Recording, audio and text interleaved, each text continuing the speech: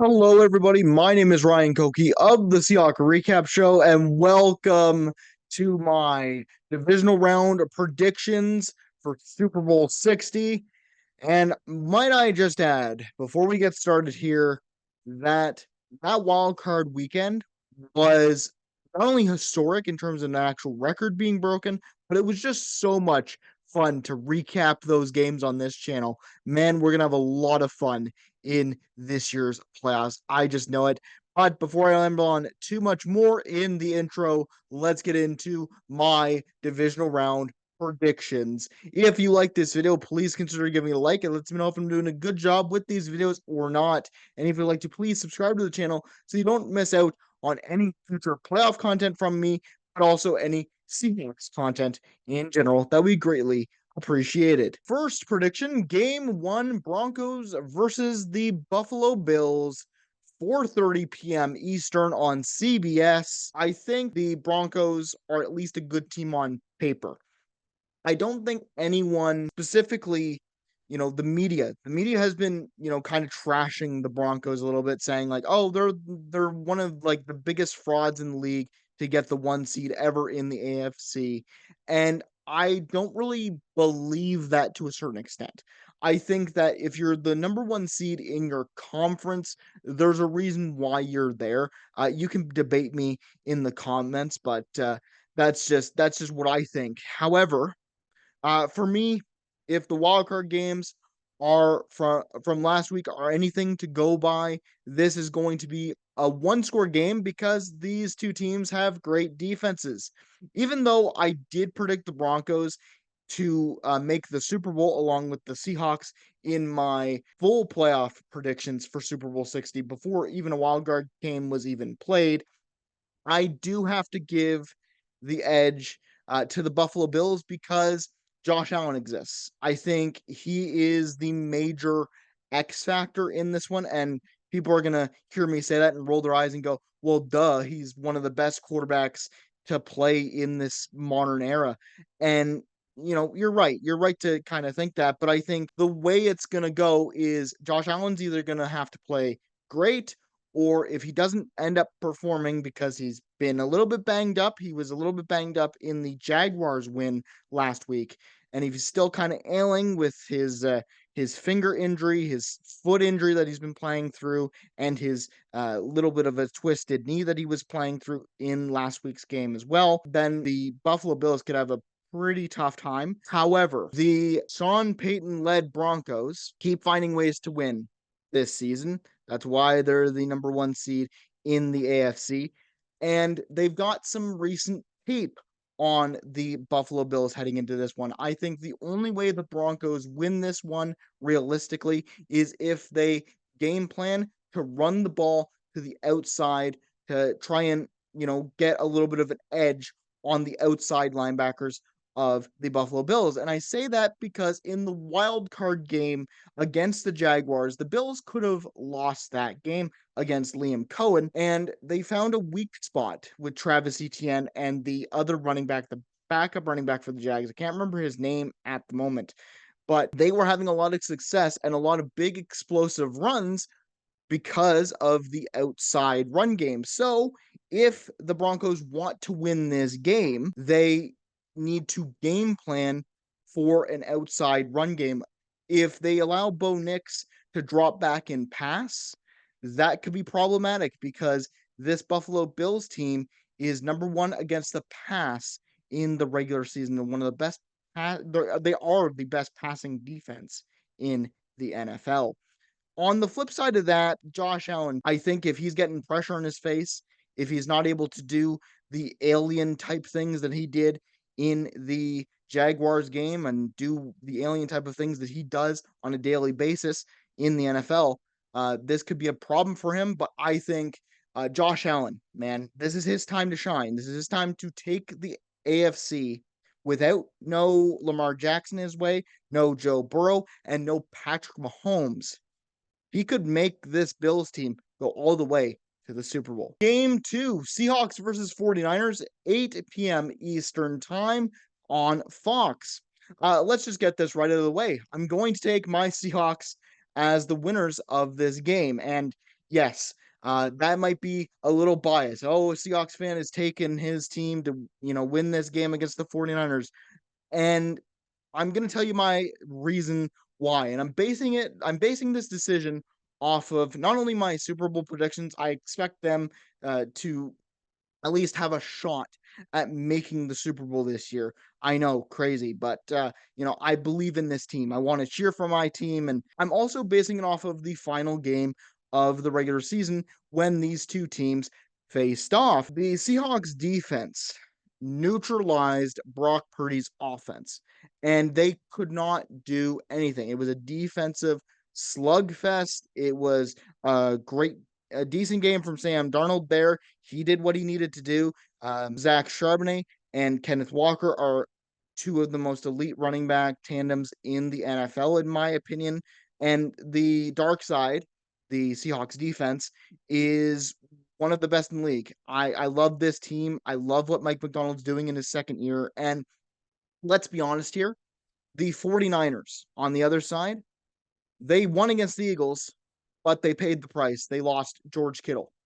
Every time something happens to the 49ers in a good way, the football gods have to balance it out and basically take out one of their players for the remainder of the season. So the Seahawks have every statistical advantage. They have home field advantage for the rest of the playoffs. They're coming in against a team that won against their opponent in the Eagles last week, but lost George Kittle, lost another one of the weapons. And the Seahawks are coming in rested. So they should have every statistical advantage to get this done and move on to the conference championship for the NFC. As for game 3, we got Patriots versus Texans, 3 p.m. Eastern on ESPN. Now, this game is going to go one way and one way only. I think both of these offenses are going to get smothered against each other's defenses. I think the Patriots defense is miraculous. I think they showed it against the Chargers, only allowing 3 points in that entire game.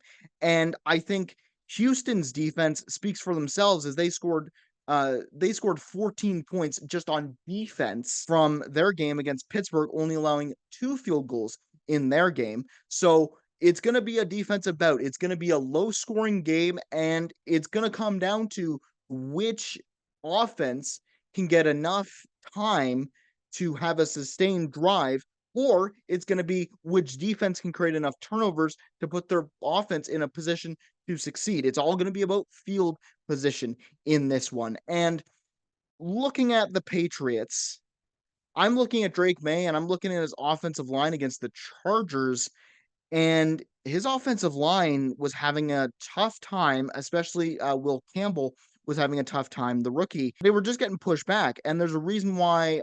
I believe off the top of my head, the Chargers had 5 sacks and 2 fumbles at least. So, there's a reason to be concerned there. For the Texans, you're looking at their offense and going, okay, CJ Stroud did not have a good game either. He had probably one of the worst performances I've seen out of him, with basically 5 fumbles. He basically dropped the ball 5 times. His ball security is going to be an issue. And if he struggled against the Pittsburgh defense, the Patriots defense, I think, is a lot stronger than the Pittsburgh Steelers. So that's going to be a big challenge. Watch out for some of those explosive plays from both of these defenses. And with all that being said, I think Drake May and the Patriots are going to get it done. Again, I think they're going to have a sustained drive. I honestly do, and I hate saying that as a Seahawks fan.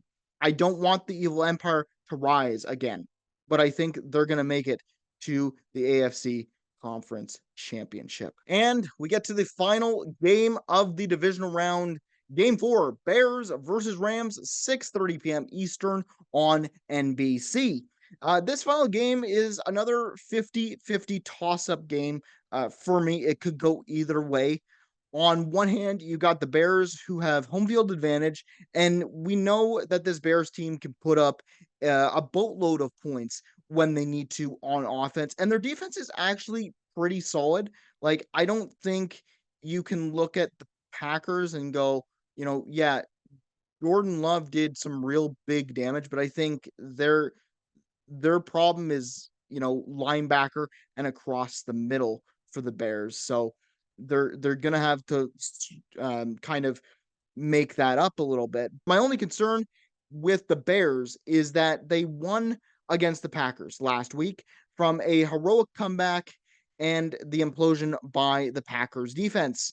I think the if the Rams get off to a hot start early, and they can figure out how to manipulate the Bears defense in such a way that they catch them off guard, it could be a blowout for the Rams. I truly believe that. I think the Bears win over the Packers was amazing in the fourth quarter, but again, they were down 27-6 in the fourth. They had to score a boatload of points in the fourth to win that game and come back. On the flip side, you've got the Rams, who ultimately won their game against the Panthers last week, but they had a little bit of a scare themselves, and they could have easily lost that game if Sean McVay, who is running this team as the head coach, and Dan Shula of the defensive coordinator side for the Rams underestimates the Bears at Soldier Field. This game could get out of hand really quickly. And the Rams offense kind of sputtered against the Panthers. And that's why there were in the wild card 12 league changes in the fourth. That shows that anyone can win in the playoffs. There's no weak teams here. Having said all of that, I think Caleb Williams is going to struggle against a sneaky Rams pass rush and secondary, and that's going to be a little bit of a too much of a challenge for a guy that doesn't have the playoff experience and playoff pedigree of Matthew Stafford. And that's why I'm ultimately taking the Rams. I think they're just they're a really good team, and it's going to be an NFC West battle for the NFC championship, I believe. But anyways, that is my predictions for the division round of the playoffs. Let me know your comments and predictions for your divisional round picks. I would love to hear. I would love to, kind of compare answers on this, because to be honest, when I'm picking these, it's out of not only my own opinion, but it's very, very hard to say, oh yeah, definitely this team's gonna win, because again, I'm gonna keep saying this, and I said this in my last predictions video. There are no weak teams in the playoffs. You get here, there are no weak teams. They all deserve to be here. They all have their flaws and they all have their strengths. Take care of yourselves. Go, Hawks, go. Let's see. I get to watch my team in the divisional round for the first time while making these videos. It's going to be a blast. Take care of yourselves. Have a good day.